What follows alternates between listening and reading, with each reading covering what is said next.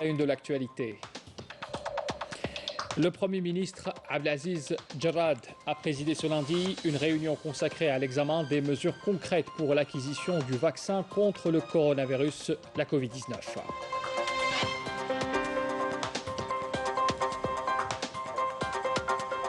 Jijel, sous une pluie battante hier soir jusqu'à l'aube, le paysage ce matin de la ville renseigne sur la violence des crues qui ont provoqué des dégâts matériels importants. Nous ferons le point tout à l'heure. La question mémorielle, élément fondateur de notre identité, est indissociable de la souveraineté nationale et constitue l'un des socles sur lesquels se construit la nouvelle Algérie. Abdelmajid Chikhi l'a souligné aujourd'hui au Forum de la Radio nationale. La question de la récupération des archives nationales de la France a également été abordée.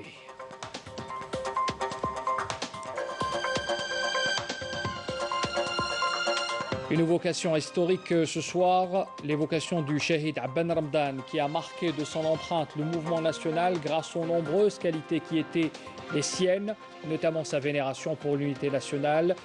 Ils étaient unanimes aujourd'hui à le souligner, des enseignants, des universitaires et des chercheurs en histoire. C'était lors d'une conférence organisée au musée du Moudjahid à l'occasion du centenaire du Shahid, symbole Ben Ramdan.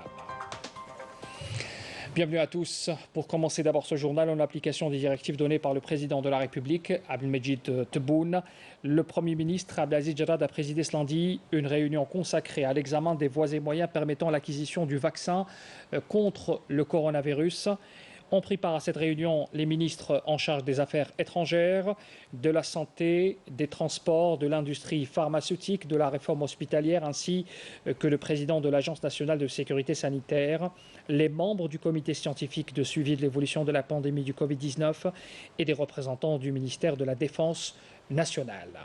Cette réunion a permis d'évaluer la situation sanitaire et l'évolution épidémiologique que connaît notre pays et d'examiner les mesures engagées pour l'acquisition d'un vaccin anti-Covid-19 qui offre les garanties les plus sûres de fiabilité, d'efficacité et de sécurité sanitaire, et ce sur la base des recommandations du comité scientifique.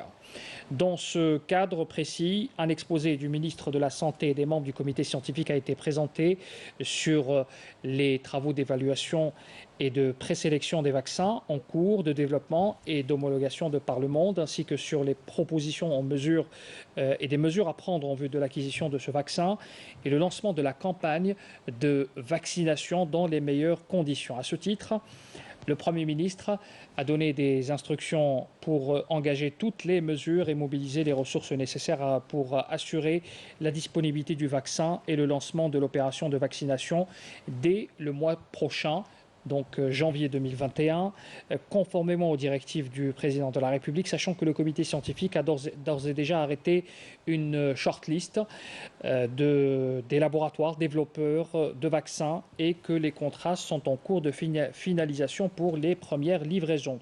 Enfin, il a été décidé aussi, lors de cette même réunion, la consolidation du dispositif national de vaccination avec son déploiement à travers les structures sanitaires de proximité devant couvrir l'ensemble du territoire national. L'actualité de ce lundi, marquée également par ce qui s'est passé à Jijel, sous une pluie battante hier soir jusqu'à l'aube. Le paysage ce matin de la ville renseigne sur la violence des crues qui ont provoqué des dégâts matériels importants. Fort heureusement, aucune perte humaine n'est à déplorer jusqu'à l'heure. On fait le point avec Nakhla Larbi. Jijel, ce matin, un décor de désolation, des routes affaissées, mais pas que, des maisons inondées, le pont de l'Oued el-Kantara effondré. On compte au moins 18 voitures emportées par les eaux et 25 bus inondés. Une nuit de panique vécue par les habitants de Jijel qui n'ont pas vu venir la catastrophe. D'importants dégâts matériels ont été en effet induits par les inondations provoquées par les fortes précipitations qui ont affecté hier soir, entre 23h et 3h du matin, cette wilaya connue pour compter parmi les plus arrosées du pays avec Béjaïa. Néanmoins, ces fortes pluies orageuses qui se sont abattues sur cette ville de l'Est n'ont fort heureusement causé aucune perte humaine. 53 agents de la protection civile et 15 officiers, en plus de 2 embarcations et 7 camions pour pomper les eaux pluviales, ont été mobilisés. Lors de son inspection des dommages provoqués par les pluies orageuses, le wali de Djidjel, Abdelkader Kelkal, a affirmé que tous les moyens matériels et humains ont été mobilisés pour intervenir et évaluer les dégâts occasionnés par les pluies torrentielles, dont la quantité enregistrée a atteint 146 mm en 4 heures. أدت إلى فيضان الواد المقاصب حيث قام بجرف وسحب 19 مركبة. هذه المركبات جرفها حتى مدخل الجسر. Un nouveau BMS pluie a été en outre diffusé aujourd'hui par l'Office national de la météorologie. L'ONM met en garde contre les importantes précipitations prévues dans les wilayas de Djidjel, Skikda, Anneba, Sokaras, Guelma, Constantine, Mila et Taraf qui devraient s'abattre entre 18h et 6h du matin. L'Office national de la météorologie appelle les habitants de ces régions à la vigilance. Le conseiller du président de la République, chargé des archives et de la mémoire nationale, Abdelmajid Chihri, était aujourd'hui l'invité du forum de la radio. À cette occasion, Chihri avait mis en avant les efforts consentis par l'État pour la préservation et la protection de la mémoire nationale. Selon lui, la restitution des archives détenues par la France est au premier lieu, donc des efforts consentis. Il faut consolider, dit-il, l'acquis de l'identité nationale, en particulier pour la nouvelle génération qui s'intéresse de plus que jamais à son histoire. Et Abdelmajid Chihri est revenu précisément sur ce dossier, le dossier des archives de la mémoire nationale que l'Algérie doit récupérer donc de la part de la France. On l'écoute. الموضوع ربما أوضح ولكن أصعب. Ce n'est pas chose facile de récupérer les archives nationales, puisque les autorités françaises posent beaucoup d'entraves pour arriver à un accord et une solution qui satisferait les deux parties. En ce qui nous concerne, je dois souligner que nous avons émis la demande de récupérer toutes les archives d'avant 1962, soit les archives de toutes les périodes historiques qu'a traversé le pays. Et on estime que la plupart de ces archives se trouvent chez les Français. 1962 كاملا بمعنى كل الفترات التاريخية التي مرت على هذا البلد واللي فيها أرشيف نطالب به ونعتقد أن الكثير منه موجود عند الفرنسيين. On parle d'un pan important de notre histoire, l'histoire du Shahid Abben Ramdan, qui a marqué de son empreinte le mouvement national grâce aux nombreuses qualités qui étaient les siennes, notamment sa vénération pour l'unité nationale. Ils ont été unanimes, tous ces enseignants universitaires et chercheurs en histoire, à le faire donc lors d'une conférence organisée au musée du Moudjahed à l'occasion du centenaire du Shahid symbole Abben Ramdan, marquant le 63e anniversaire depuis sa disparition. Couverture, Mariam Damissa. À la salle de conférence du musée El Moudjahid, une conférence-débat a été consacrée à l'un des artisans de la lutte anticoloniale, Abben Ramdan, surnommé l'architecte de la Révolution, est né en 1920 à l'Arba'na Thilatan.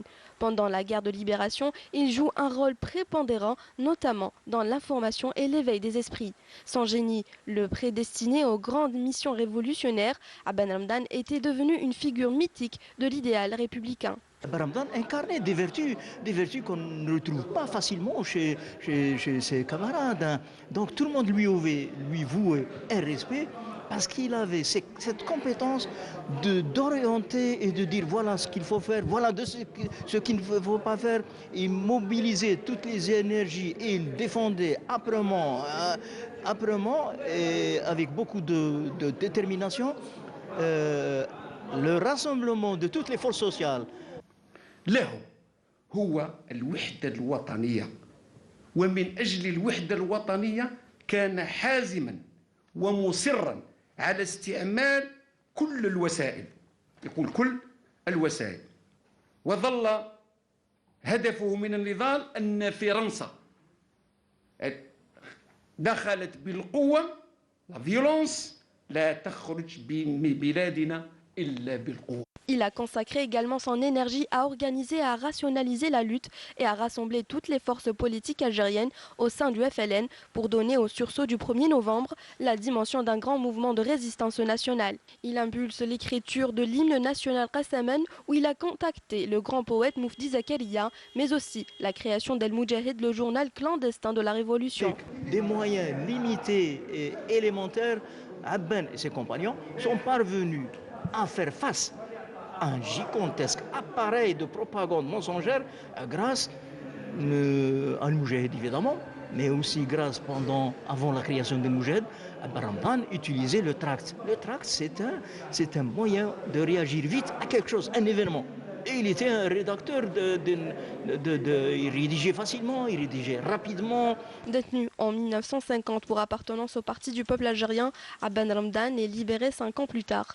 Il rejoint ensuite les rangs de l'insurrection qui vient d'éclater, un chemin qui le conduira à rencontrer Frantz Fanon. Les deux hommes s'engagent dans la lutte pour la libération de l'Algérie. Le Chahid Abdel Ramdan a marqué de son empreinte le mouvement national grâce aux nombreuses qualités qui étaient les siennes, notamment sa vénération pour l'unité nationale. Le ministre des Ressources en eau en visite de travail à Alger. Alors, Al-Skrib El-Raqi a assisté d'abord à la mise en service d'une station d'épuration au nord de la ville nouvelle de Sidi Abdallah. Et puis il a mis en service aussi un forage à Maalma. Ce forage fait partie bien sûr de ce projet d'urgence qu'avait mis en place le département des ressources en eau pour pallier le manque d'eau, notamment dans la capitale. Yamina Saïdji. La mise en service de la station d'épuration des eaux usées de Maalma permettra de produire 32 000 m3 d'eau par jour, destinée essentiellement à l'irrigation agricole. Même réfléchir peut-être de monter une usine tel compostage.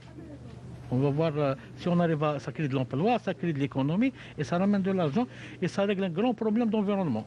Après avoir estimé le taux de remplissage des barrages à 39%, le ministre des Ressources en eau a réaffirmé la nécessité de sécuriser l'approvisionnement en eau potable à travers l'exploitation des eaux souterraines tout au long de l'année. Nous avons mis en place une stratégie pour les horizons 2030 qui consiste à stocker les eaux non conventionnelles ou ressources palliatives comme le dessalement des eaux de mer. Comme vous le savez, la capitale est approvisionnée de 25% d'eau de mer. Si nous pouvions atteindre les 80%, nous pourrons ainsi faire face aux changements climatiques et aux problèmes de sécheresse.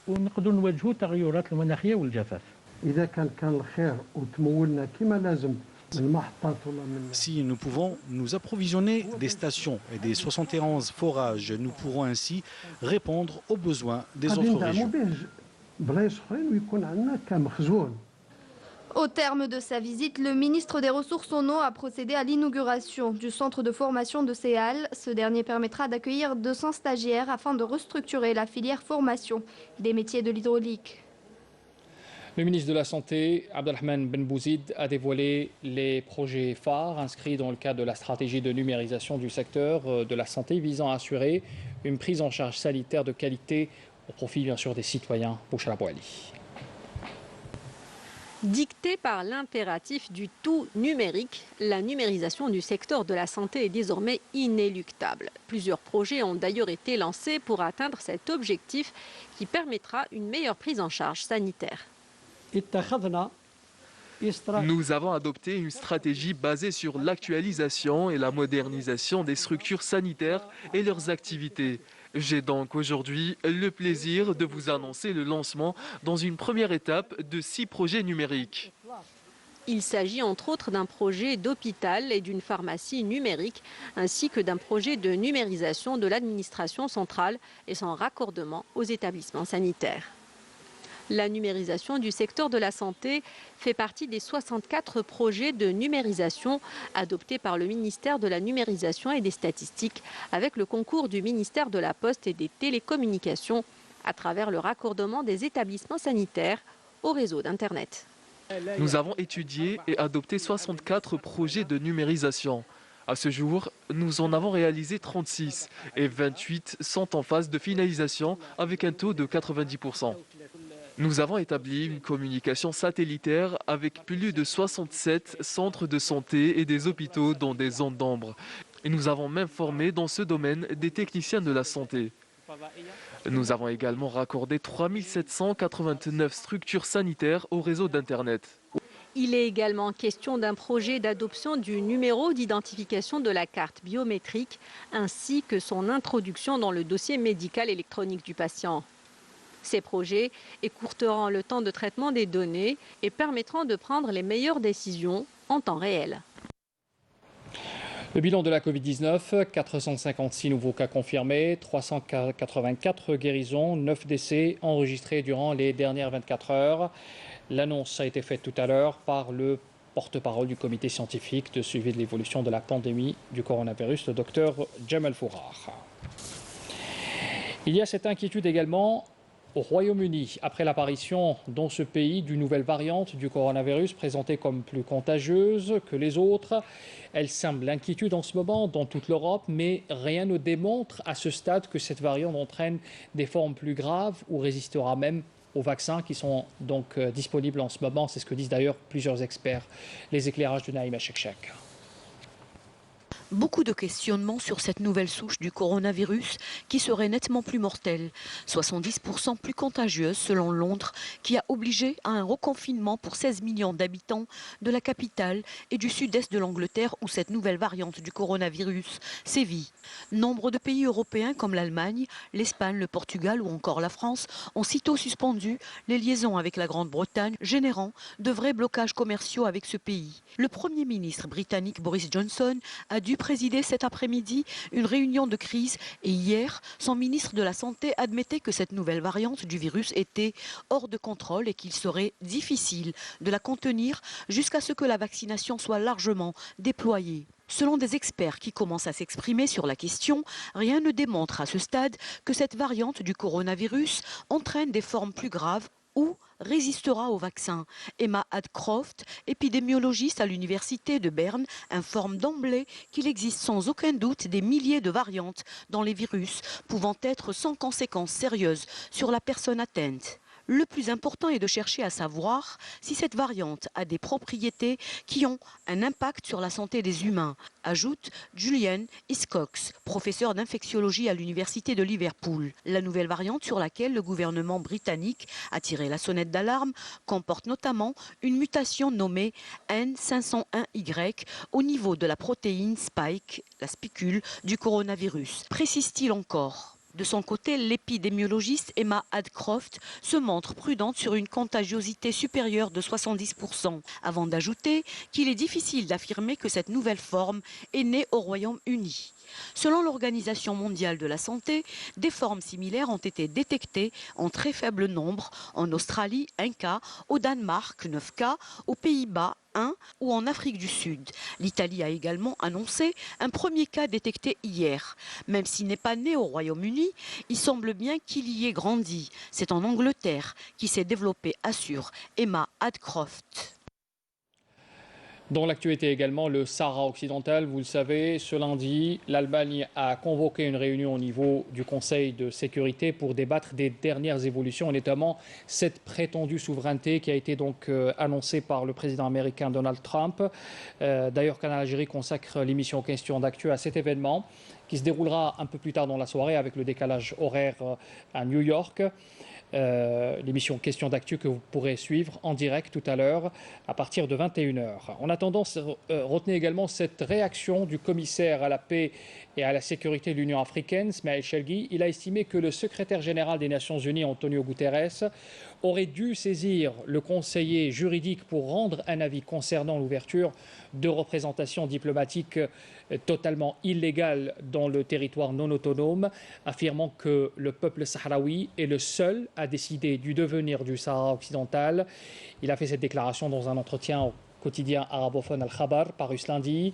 Chelgui a rappelé, concernant l'ouverture de certains pays, dont africains, de consulat dans la ville occupée d'El Ayoun, la position de l'Union africaine qui a appelé les deux parties au conflit à s'abstenir de tout acte susceptible d'aggraver la situation dans le territoire du Sahara occidental.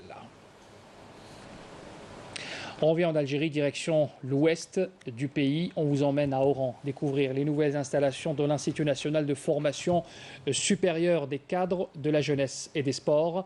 C'est un institut qui a bénéficié de plusieurs travaux de réhabilitation, de rénovation également, en vue des prochains Jeux méditerranéens. Le commentaire signé Walid Yousfi. Entre l'installation de pelouses synthétiques de 5e génération et la révision totale de la piste d'athlétisme, l'Institut national de formation supérieure des cadres de la jeunesse et des sports a bénéficié de travaux de rénovation de plusieurs infrastructures sportives à l'approche des Jeux méditerranéens.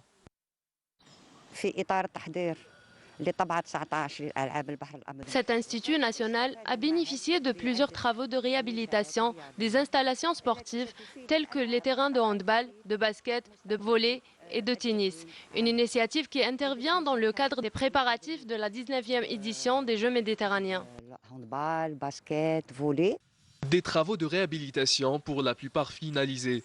Entre salle omnisport et terrain en plein air, ces installations sportives pourront être utilisées comme site d'entraînement pour les participants aux Jeux méditerranéens.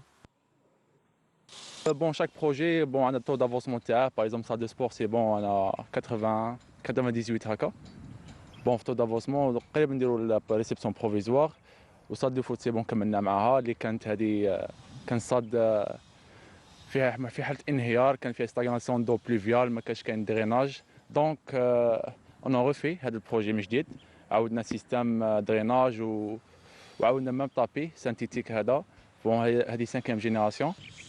Ces rénovations arrivent à point nommé pour les athlètes locaux. Pour rappel, la prochaine édition des Jeux méditerranéens se tiendra du 25 juin au 5 juillet 2022. Ce sera la 2e fois de son histoire que l'Algérie organise un événement sportif de telle envergure. On parle également ce soir d'une discipline, le cyclisme, qui a été la première discipline sportive algérienne à décrocher une place pour les Jeux Olympiques de Tokyo. Grâce à qui? Grâce à Azdil Agab. C'est un cycliste qui poursuit sa préparation et qui ambitionne de réaliser un résultat positif lors de cette prestigieuse compétition. Salah Derbel l'a rencontré, reportage.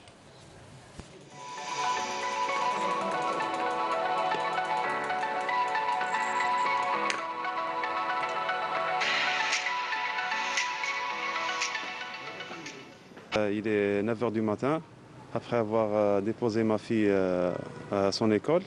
Maintenant, je me prépare pour commencer mon entraînement d'ici, dans mon quartier, devant ma maison. Donc, je vais prendre mon vélo et sortir. Il y a un peu d'embouteillage ici pour sortir de Ain Nadja, pour rejoindre la route qui mène vers Blida et vers Tabaynat, où il y a de belles routes d'entraînement, elles sont vides, et il y a de belles montées là-bas. Donc, voilà, c'est presque tous les jours comme ça, c'est un rituel à suivre. Maintenant, vous allez me suivre pour voir l'entraînement où je m'entraîne. Une agréable balade qui nous permettra de suivre Azdil Agab lors de cette séance d'entraînement. J'ai rien tracé du tout, je m'entraîne au jour le jour, d'après les sensations et la motivation surtout. Premier athlète algérien à se qualifier aux Jeux Olympiques de Tokyo, ce coureur rêve de réaliser un résultat positif avant de mettre fin à sa carrière. L'objectif pour cette année, si objectif il y en a, parce que c'est tracé, il y a plusieurs courses en Turquie en mois de février. Il y a aussi le Tour du Rwanda et après ça, il y a les championnats d'Afrique en Égypte en mois de mars. Donc c'est le premier grand objectif de la saison. J'espère d'ici là qu'il n'y aura pas d'annulation. Sinon, le plus grand objectif, c'est de bien se présenter aux Jeux Olympiques et essayer de finir la course.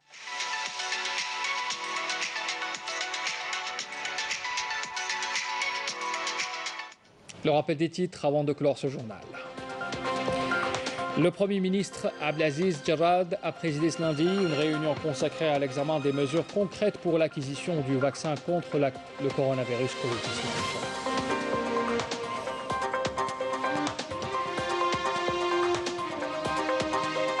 Jijel sous une pluie battante hier soir jusqu'à l'aube. Le paysage ce matin de la ville renseigne sur la violence des crues qui ont provoqué des dégâts matériels importants.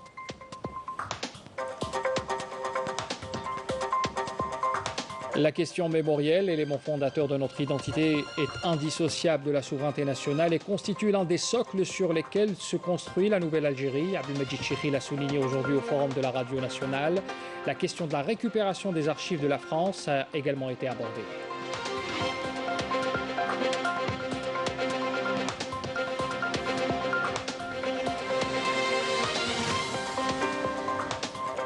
Le Shahid Abban Ramdan a marqué de son empreinte le mouvement national grâce aux nombreuses qualités qui étaient les siennes, notamment sa vénération pour l'unité nationale. C'est un hommage unanime qui lui a été rendu par des anciens universitaires et des chercheurs lors d'une conférence organisée au musée du Moudjahid à l'occasion du centenaire du Shahid, symbole Abban Ramdan. Fin de ce journal, merci de l'avoir suivi. Je vous souhaite une excellente soirée. Pour l'information, retrouvez Amina Zahouf demain à 12h. Je vous donne rendez-vous à 19h.